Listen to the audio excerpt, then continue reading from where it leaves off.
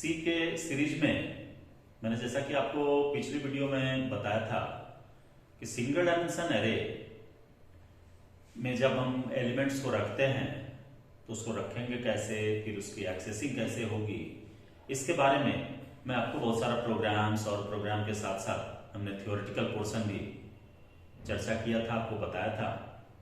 और इस वीडियो में मैं आपको ये दिखाऊंगा कि सॉर्टिंग कैसे होगा, एलिमेंट्स को आइदर असेंडिंग और डिसेंडिंग ऑर्डर में अरेंज कैसे करते हैं, मैं इसके बारे में बताऊंगा। फिर मैं एक क्वेश्चन और इसमें कोशिश करूंगा कि यदि हो जाए छोटे वीडियो में तो दो अलग अलग एरे को एक साथ मर्ज कैसे करते हैं उसको भी मैं बताऊंगा। तो सबसे पहले मैं सॉर्टिंग पर चलता हूं। तो सॉर्टिंग का मतलब क्या है, क्यों हम करेंगे? जैसा कि आप जानते हैं कि एरे में जब भी हम एलिमेंट्स रखेंगे तो ये अलग अलग सेल में जाकर के स्टोर होता है, और यदि एरे का जो भी नेम है वो इंटायर सेल के लिए कॉमन होता है, लेकिन इसके साथ ही साथ हर एक के इंडेक्स नंबर को इंडिकेट कराना होता है, यानी बताना पड़ता है, जो कि हम 0 से स्टार्ट होता है और चलेगा एरे का साइज -1 तक।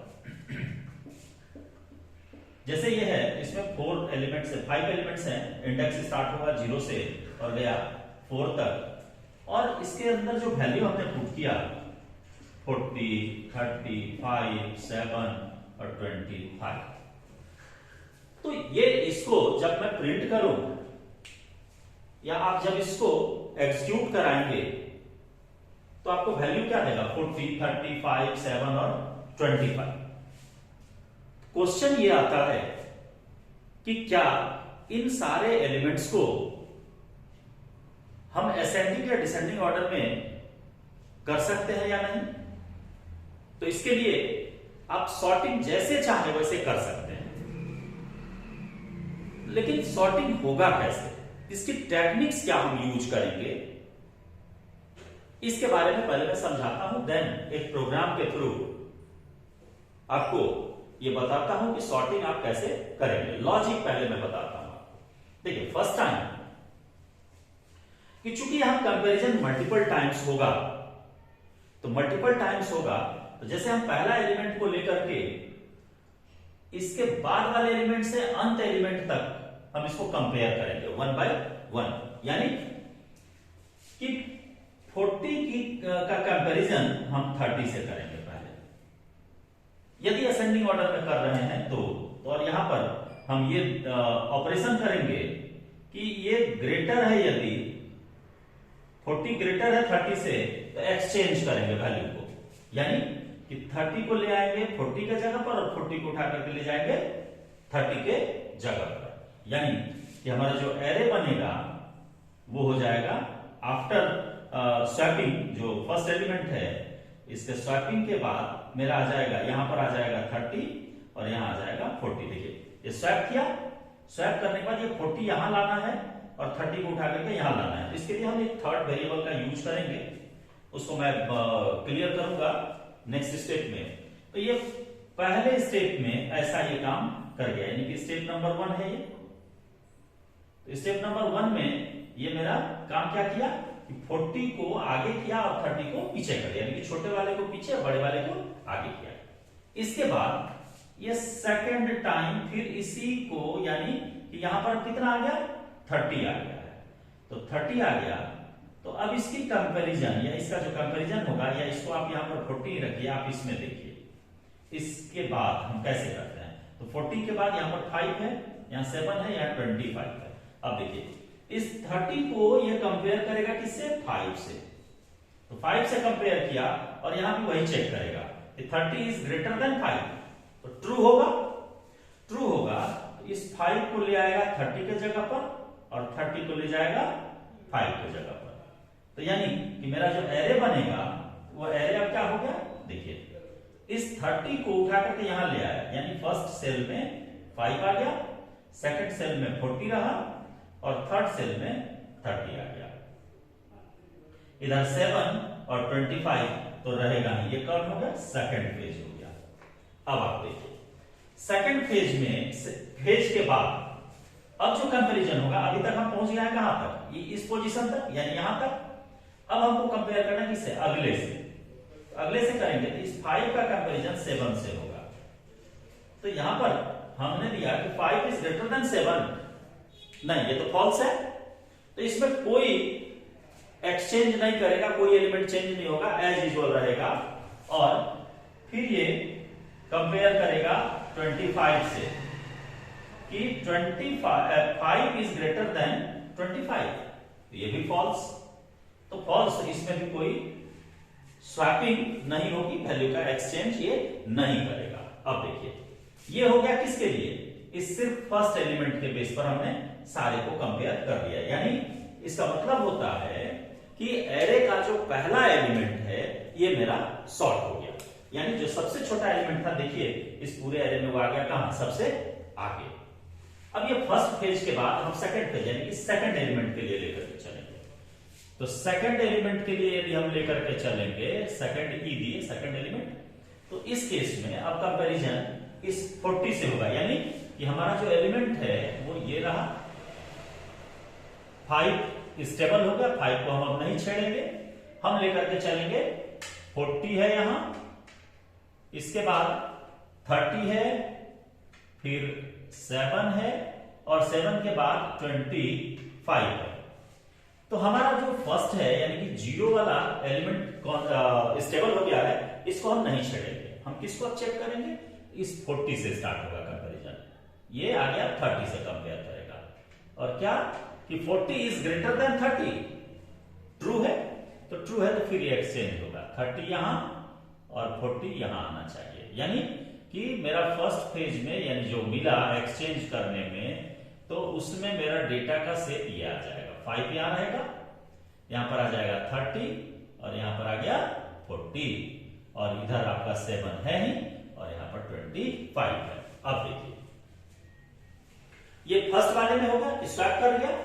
अब फिर अब जो कंपैरिजन होगा, अब इस 40 के जगह पर कितना आ गया, 30 आ गया। अब इसका कंपैरिजन होगा 7 वाले से। देखिए एक एक से इधर बढ़ते जा रहा है। अब 30 का कंपैरिजन हुआ 7 वाले से, तो 7 से होगा, तो इस केस में हमारा 7 यानी कि फिर यहां पे चेक करेगा कि 30 इज ग्रेटर देन 70, ट्रू हुआ, फिर ये इसको एक्सचेंज करेगा और यहां का वैल्यू ला करके यहां पर रख देगा। यानी कि अगला जो हमारा एरे का शेप होगा वो यही होगा कि यहां पर आ जाएगा 5 रहेगा ही, यहां आ गया 7, यहां आ गया 40 और यहां आ जाएगा 30, और 30 के बाद जो मेरा सेल बना है इसमें 25 एज यूजुअल स्टिल है। अब देखिए अब इस लोकेशन तक यानी 30 वाले तक तो कंपेयर कर दिया, अब इस 7 का कंपैरिजन करेगा 25 से कि 7 इज ग्रेटर देन 25, तो फॉल्स, इसमें कोई एक्सचेंज नहीं होगा। अब देखिए ये मेरा दो स्टेबल हो गया। दो स्टेबल होने का मतलब है कि लोकेशन 1 एंड लोकेशन 2 आपका स्टेबल है, ये दोनों छोटा है और एज यूजुअल सीक्वेंस में आ भी गया है। अब देखिए अब ये थर्ड एलिमेंट के लिए लेकर के चलेंगे, थर्ड एलिमेंट को लेकर के चलेंगे तो हमारा कंपैरिजन क्या होगा, देखो पहला में 5 है, सेकंड में 7 आ चुका, इसके बाद 40 है, फिर 30 है और फिर 25 है। अब देखो हमारा ये दोनों स्टेबल है। अब कंपैरिजन किससे होगा, देखो हर एक बार में थर्ड एलिमेंट में है तो तीसरे का कंपैरिजन चौथे से होगा। तो 40 इज ग्रेटर देन 30, तो ग्रेटर देन ही चेक करेगा, है तो फिर एक्सचेंज करेगा, 30 आ जाएगा आगे और 40 चला जाएगा इसके पीछे। यानी कि हमारा एलिमेंट जो होगा वो ये है 5 7, ये दोनों स्टेबल है, यहां पर एक्सचेंज हुआ, यहां आ जाएगा 30 और यहां आ जाएगा 40 और यहां आ जाएगा 25। अब देखिए अब जो कंपैरिजन होगा, अब इस 30 का होगा किससे, 25 वाले से, तो 25 से होगा तो इसमें भी वही चेक करेगा कि 30 इज ग्रेटर देन 25, ट्रू है, तो ट्रू है तो फिर यहां भी एक्सचेंज होगा, यानी 30 यहां आएगा और फिर इसका भी वैल्यू इधर आ जाएगा, माने एक्सचेंज हो जाएगा, एक का वैल्यू इधर आया, एक का वैल्यू इधर चला जाएगा। यानी कि अगला जो मेरा एलिमेंट का अरेंजमेंट होगा वो हो जाएगा कैसा, 5 स्टेबल है, 7 स्टेबल है, इस 30 के जगह पर आ गया 25 एंड देन 40 है ही और यहां आ गया 30। अब देखिए, अब ये भी हमारा थर्ड एलिमेंट कांस्टेंट हो गया, क्योंकि देखो अब आपका ये पहला सबसे छोटा है, दूसरा उससे बड़ा है और तीसरा उससे बड़ा है, लेकिन यहां पर अभी अनस्टेबल है, यानी कि एलिमेंट नंबर 4 के लिए, यानी 4e। अब इसकी जब कंपैरिजन हम यहां करते हैं तो देखिए एक बार में ही ये एडजस्ट हो जाएगा। 5, 7 एंड 25 ये आपका स्टेबल है। सिर्फ बचा कौन कौन है, तो एक बचा है 40 और एक बचा है 30। तो 40 कंपेयर करेगा 30 से, तो 40 ये भी वही कंडीशन वही रहेगा, 40 is greater than 30। True true हुआ तो ये एक्सचेंज करेगा, यानी 30 को 40 के जगह पे और 40 को 30 के जगह पे ट्रांसफर करेगा, यानी ये आ गया वैल्यू आपका 5 stable, 7 stable, 25 stable and then यहां आ जाएगा 30 और यहां आ जाएगा 40। तो अब देखिए ये लास्ट फेज था हमारा, ये कंप्लीट हुआ, आपका सारा डेटा असेंडिंग ऑर्डर में आ गया। तो ये जो टेक्निक है, इसी टेक्निक को हमें यूज करना है किसी भी एलिमेंट को, यानी कि किसी भी एरे जो कि सिंगल डायमेंशन का है उसके एलिमेंट को अरेंज करने के लिए। तो अब आप इसे समझ सकते हैं कि देखिए ये सॉर्टिंग कितना आसान है, लेकिन आपको इसके लॉजिक को समझने के लिए इस पूरे स्ट्रक्चर को दिमाग में रखना पड़ेगा। यदि आप रखेंगे तो अब है कि इस लॉजिक का इंप्लीमेंटेशन प्रोग्राम में कैसे होगा। तो आपको एकदम आसान सा तरीका हम बताते हैं। देखिए एक बार पहला वाला जो लूप चल रहा है वो 0 से शुरू हो रहा है और ये एक बार चल करके रुक जा रहा है, और ये देखो कंपेयर बार बार कर रहा है। तो जैसा कि आपको नेस्टेड लूप का कंसेप्ट हम बताए हुए हैं, उस नेस्टेड लूप के कंसेप्ट को आप यूज करो, देखो ये बन जाएगा। मैं एक प्रोग्राम लेकर के इस लॉजिक को इंप्लीमेंट करता हूं, आप देखिए।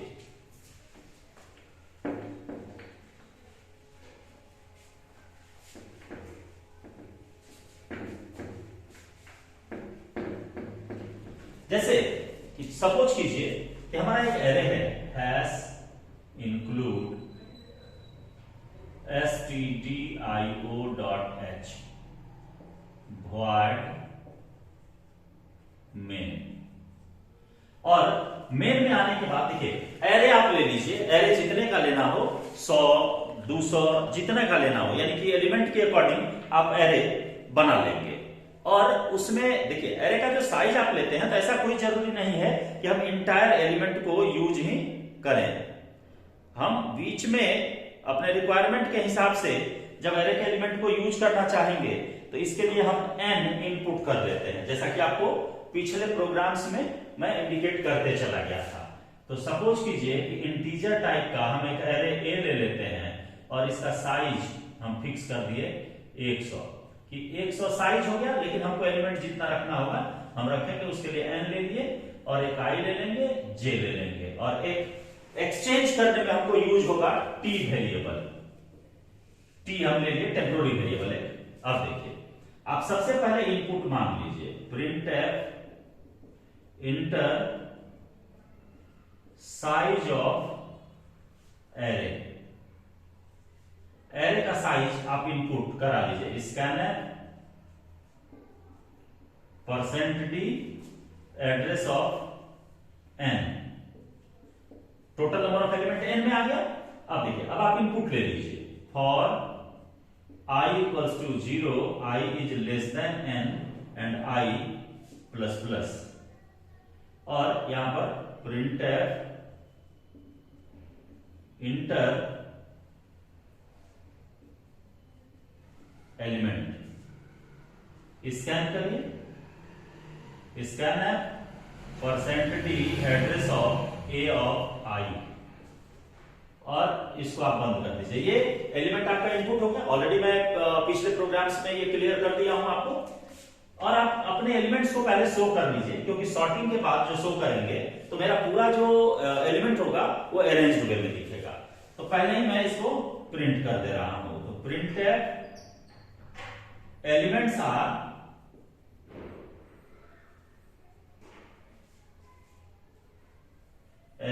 आर और बैकस्लैश n लास्ट में लगा देंगे ताकि एलिमेंट जो है वो नीचे प्रिंट हो। For i equals to 0, i is less than n and i plus plus.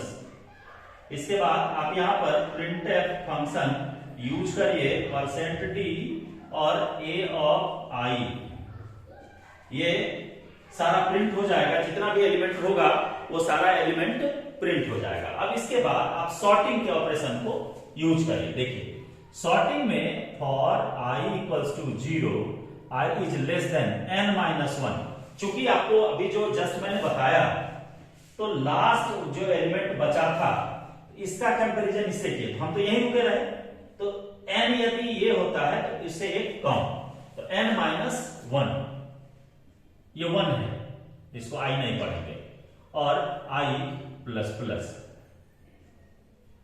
अब इसके नीचे आप j स्टार्ट करिए for j equals to i plus 1, j is less than n, चूंकि j वाला कहां तक जा रहा था, लास्ट तक जा रहा था, तो दे देंगे less than n and j plus plus.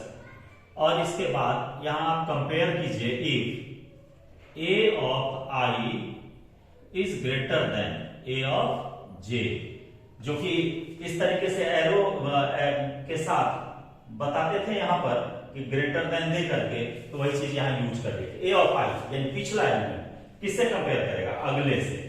यदि ये ट्रू होता है तो ट्रू होगा तो हम यहां पर इसको एक्सचेंज करेंगे। तो एक्सचेंज करने के लिए हमारे पास t वेरिएबल है, t में रखेंगे a ऑफ i को, जो कि स्टार्टिंग के प्रोग्राम्स में मैं आपको बताया हूं कि दो एलिमेंट को हम किस तरीके से स्वैप करेंगे, यानी दो वैल्यू है उसकी स्वैपिंग कैसे होगी, तो उसी मेथड को यहां यूज करेंगे। t में रखे a ऑफ i को, और a ऑफ i में हम रख देंगे a ऑफ j को। तो देखिए इधर वाला वैल्यू उठा करके हम रख लिए मान लीजिए t में, और इधर वाले को उठा करके यहां डाल दिए। अब t में जो है उसको उठा करके यहां डाल देंगे, तो हम यहां लिखेंगे a of j equal to t। देखिए a ऑफ i वाला चला गया t में, a ऑफ i में रख दिए a ऑफ j को, a ऑफ j में रख दिए t को, एक्सचेंज हो गया वैल्यू। यहां पर इसको आप बंद कर दीजिए तीनों लूप। ये आपका सॉर्टिंग का मैकेनिज्म हो गया, जो हमने एरो दे करके सारा बताया वो कंसेप्ट यहां काम कर गया। अब देखिए, अब इसको आप शो कराइए, तो printf मैसेज दे दीजिए कि आफ्टर सॉर्टिंग के बाद क्या है। अब यहां पर फॉर लूप चलाइए, i equals to 0, i is less than n and i plus plus. आप जान ही रहे हैं प्रिंट कराने के लिए सेम यही वाला उठा करके याद रख दीजिए, printf %d, और यहां पर आप डाल देंगे a ऑफ i को, और यहां कर्ली ब्रेस क्लोज कर दीजिए। ये हो गया सॉर्टिंग।